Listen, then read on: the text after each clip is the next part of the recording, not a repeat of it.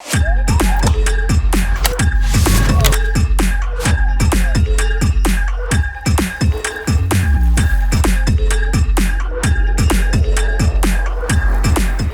fellow introverts.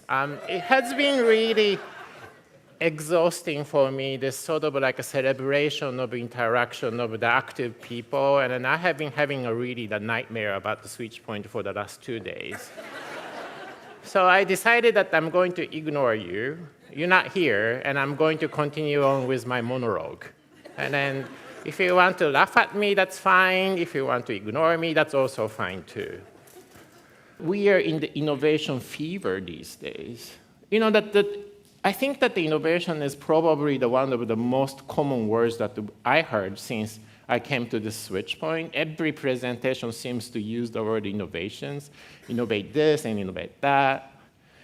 Also that if you look at the USAID, Gates Foundations, then Canadian government funding, Japanese government funding, all the government agencies and donors, and then also foundations, celebrates that the innovations, that the grand challenge, for example, that's like a really critical element of like our funding. So I am, as an MD, I went to medical school, by the way. So as an MD, I have a right to diagnose your symptoms. And then you are actually having this incurable innovation fever.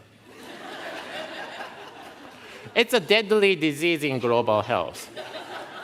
What really matters to me, and then what really matters for us to really think about is, don't get really blindsided by this wonderful idea and then celebrate the innovations. I mean, it's okay for you to do that for the SwitchPoint kind of that occasions, but as soon as you go back to the office, think about it.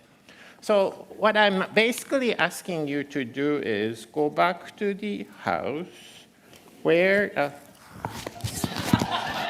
Shark hat. So every time that you hear the word of innovation once you go back to the office, think about this Japanese guy wearing the kimono on the stage with the shark head, asking you to think about the innovations from the critical look.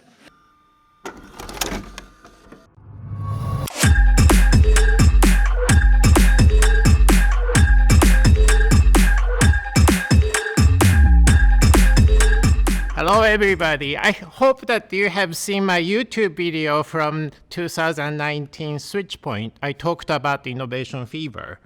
And then if you look at the comment section, that friend of mine who I haven't seen for 25 years made one comment, and then he said aged.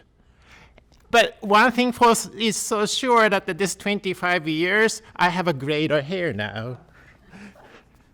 So at the time I talked about the innovation fever, I was just basically making fun of global health organizations and then global health community in general, that everybody was so much talking about the innovations. But then not many organizations are actually really innovative.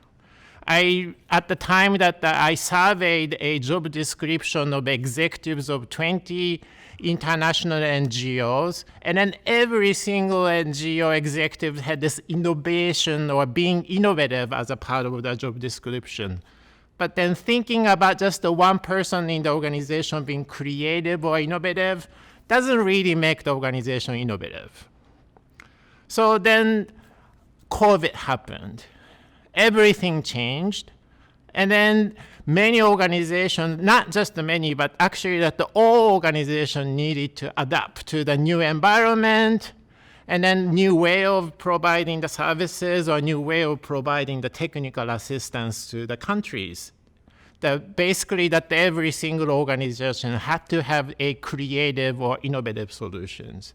Because I'm a global health worker, that I travel to all those countries, Africa, Asia, Latin America, and every single year I qualified as an elitist of the elite in the airline industries. But then even though I was flying on the economy class.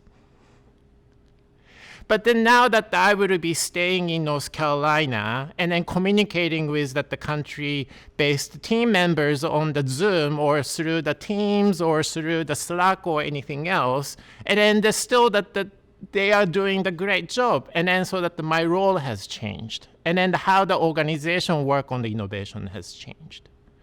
Under the COVID, every organization made efforts in changing their primary health care, and then also that the way that they offer the service to the client and then consultations. And then also like a way to communicate and then train people have changed. And then all those innovation happened.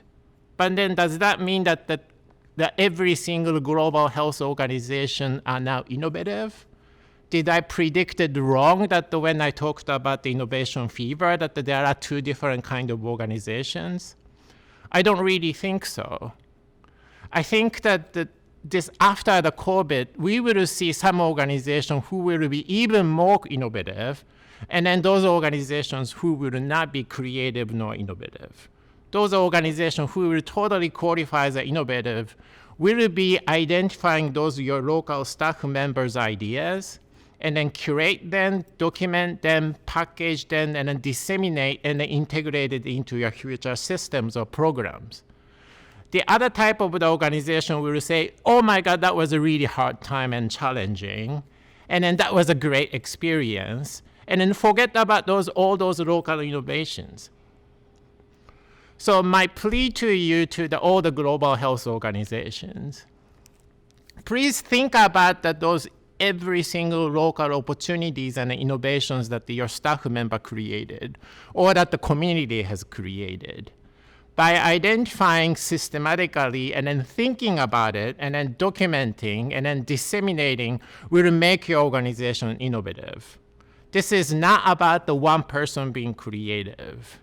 This is really about the organization being systematically working on the innovation is going to make our future better.